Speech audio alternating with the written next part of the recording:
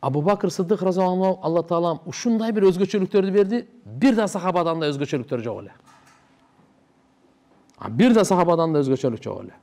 Мына жерде ли сахибихи дегени сахаба, сухбата, шеригиң. Ошо Абу Бакырга гана айтылган.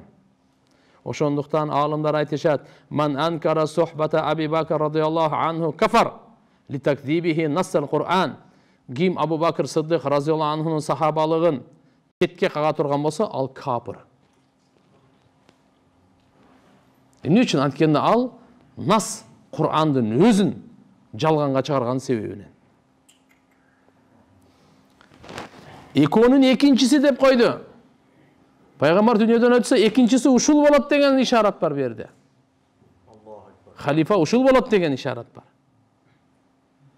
Ошон үчүн Пайгамбар саллаллаху алейхи ва саллям дүйнөдөн өткөндөн кийин Абу Бакырды сахиб, я сахиба Расулилла, я халифата Расулилла дейтеле.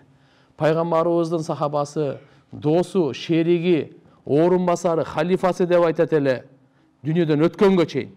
Андан кийин анан Амирул Муъминин, момундардын амири деп биринчи лакап Умар разияллаху анхуга берилген. Амирул Муъминин, момундардын амири деген сөз, лакап Умар разияллаху анхуга берилген. Абу Бакырга берилген эмес. Абу Бакр Сыддык разияллаху анхуга бул сахабалар эмне деп айтат эле? Я сахиби Расулилла, я халифата Расулилла деген сөз менен кайрылышат эле.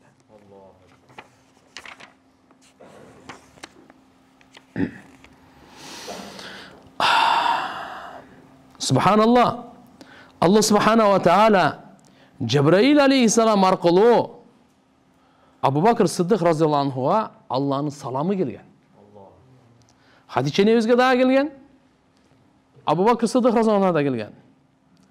Cebrail периштенин тили менен "Хал анта радин анни фи факрик", сен ушунчалык азыр жакырчы кембагалчылыктасың, сен ушул абалда разысыңбы менден деген саламдан кийин ушул да келген. Бардык малын сарптаган, Бадырда, Худайбияда чечкиндүү иштерди кылган Пайгамбар саллаллаху алейхи ва саллям намазда алдына өткөргөн. Бир аял келип Пайгамбар саллаллаху алейхи ва саллям бир нерсе сурап, тияк бияк кылганда ага берип, анан кийин да келесин деп коет да.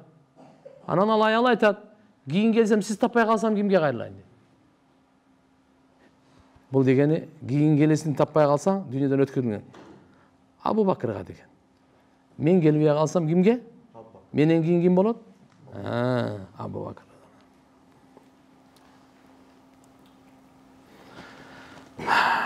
Пайгамбар саллаллаху алейхи ва саллямдын бар кезинде Абу Бакр Сыддык разияллаху анху фатва берет эле. Фатва берет эле. Түштөрдү жоруйт эле. Пайгамбар саллаллаху алейхи ва саллямдын бар кезинде. Эмне үчүн? Куранды баштан аягына чейин жатка билген эле. Батыр экен.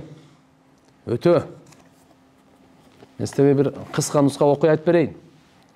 Пайгамбар саллаллаху алейхи ва саллям дүйнөдөн көз жумганга чейин наффизу жайша Усаманын аскерлерин Алланын жолуна чыгаргыла. Себеп бул жактан Рум жактан араб христиандар бар эле. Ошолор менен кармашуу, согушу, газатка чыгышат эле. Ошону айтып, ал чыкканга чейин пайгамбарыбыз дүйнөдөн өтүп кетип атат да.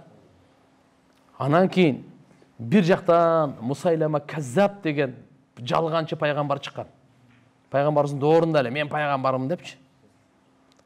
Бир жактан мына христиандар, бир жактан зекеттен бербейбиз деп муртаттар, бир жактан мусулмандардын ортосундагы кичине келишпестик ким халифа болот, кандай болот деп.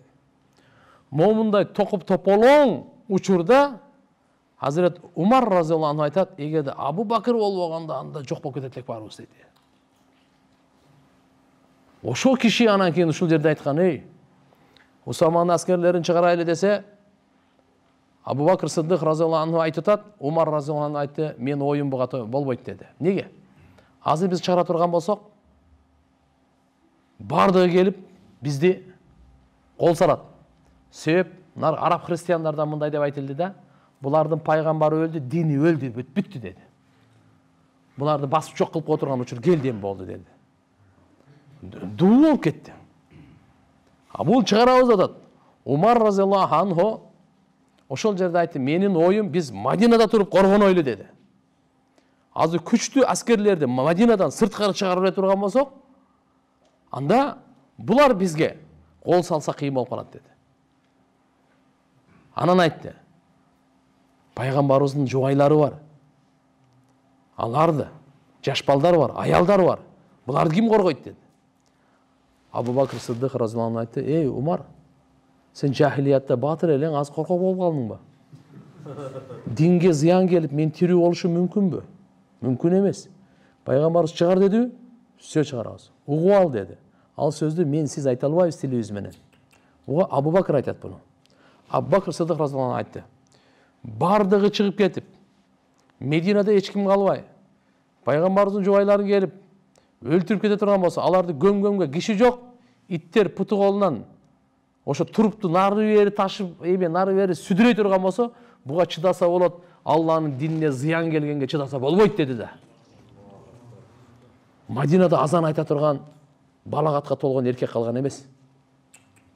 Бирок ушундай чечкиндүү, эми бул окуясы кененирээк, учур келгенде дагы айтып беребиз. Кыска мөөнөттүн ичинде Алла субханаху ва таала бардыгын оңдоп, пайгамбарыбыздын доорунда, акыркы доорунда дин кандай болсо, ошондой кылып койду да.